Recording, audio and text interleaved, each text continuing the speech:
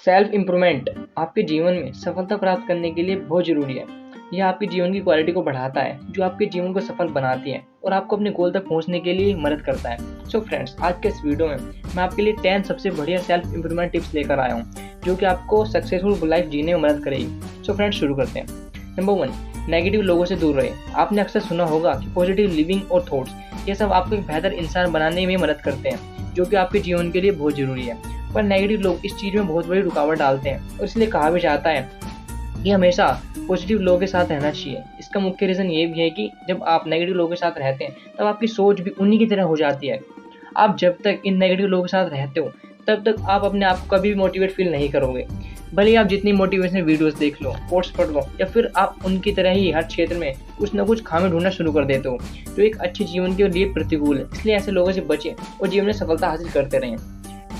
Number 2, learn something every day, मतलब daily कुछ नया सीखें। जब हमारी रोज की जिंदगी में हम कोई एक चीज जो हमें जीवन में आराम देती है उसके साथ चिपक जाते हैं, तब वह हमारे विकास के लिए यानी हमारे डेवलपमेंट के लिए एक बाधा रूप बन जाती है। इसलिए यह बहुत जरूरी है कि आप रोज कुछ नया सीखें और करें। ऐसा कहा जाता है कि जो लोग कुछ नया पढ़ते हैं या कुछ नया सीखते हैं उनका दिमाग ज्यादा काम करता है, वे अपनी लाइफ में सफलता और तरक्की दोनों हासिल करते हैं। रोज अपने आप को कुछ ना कुछ नई चीज को सीखने में डालने से कुछ नया सीखने को मिलता है और आप उसे काम में उपयोग कर सकते हैं। कहते हैं कि खाली दिमाग शैतान का घर होता है, इसलिए रोज कुछ नया सीखते रहे और कामयाब बनते रहें। नंबर 3, जीवन में नई नई चुनौती ले, मतलब रिस्क लेते रहें। हम सब ये सोचते हैं कि हम अपने जीवन में संतुष्ट हो जाएं, इससे जीवन में एक ठहराव सा आता है, पर यह किसी भी इंसान के लिए यानी हमारे लिए सही नहीं है। नई चुनौती लेने से आपके जीवन में बदलाव आता है, लाइफ चेंज होती है। बदलाव के कारण ही आपके जीवन में प्रगति होती है।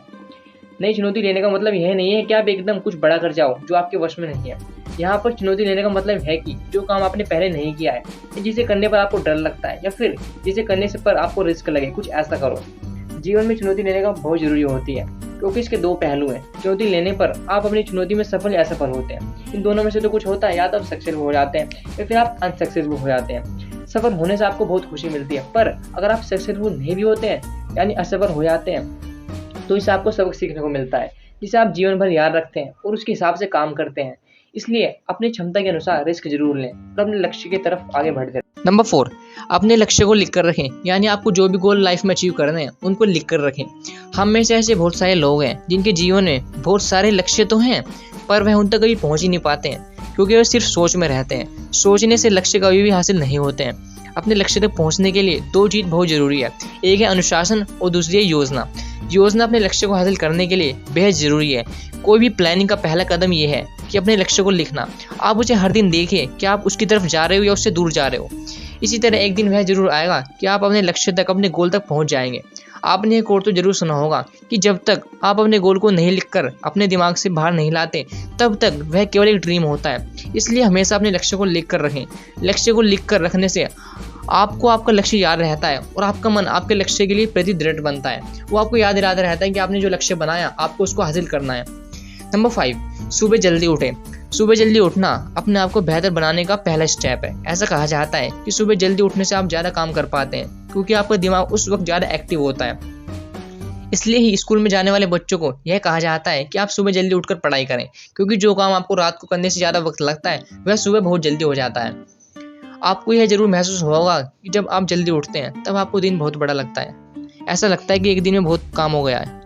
आप जल्दी उठकर अपने दिन की शुरुआत योग के परिणाम से करें। नंबर 6, अपनी पावर को इंक्रीज करें। यहाँ पर हम फिजिकल पावर की बात बिल्कुल नहीं कर रहे हैं, यहाँ पर हम बात कर रहे हैं अपनी मेंटल पावर की।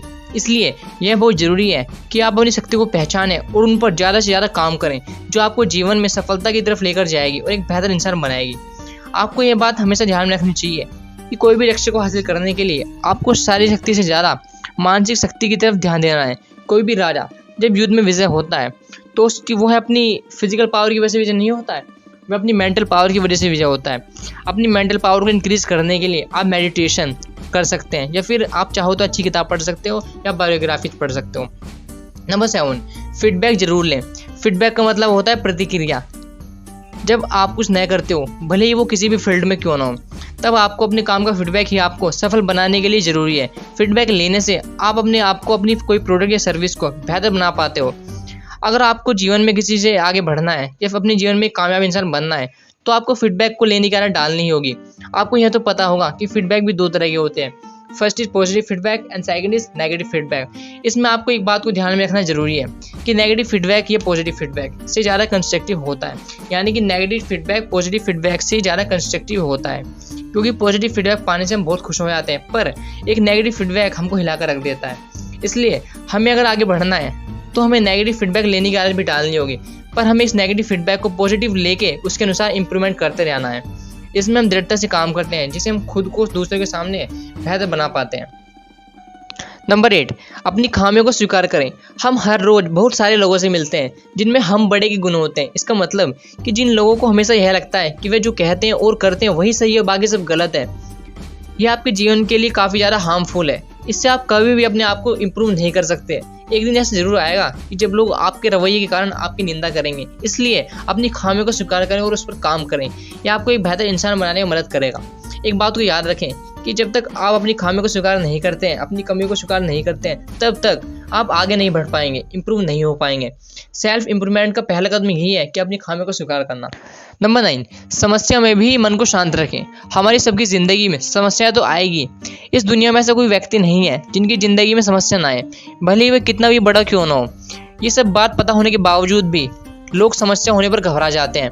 उस घबराहट के कारण वे उस समस्या के उपाय ढूंढने के बदले वह समस्या क्यों आई ऐसे बेकार के सवाल पूछने लगते हैं।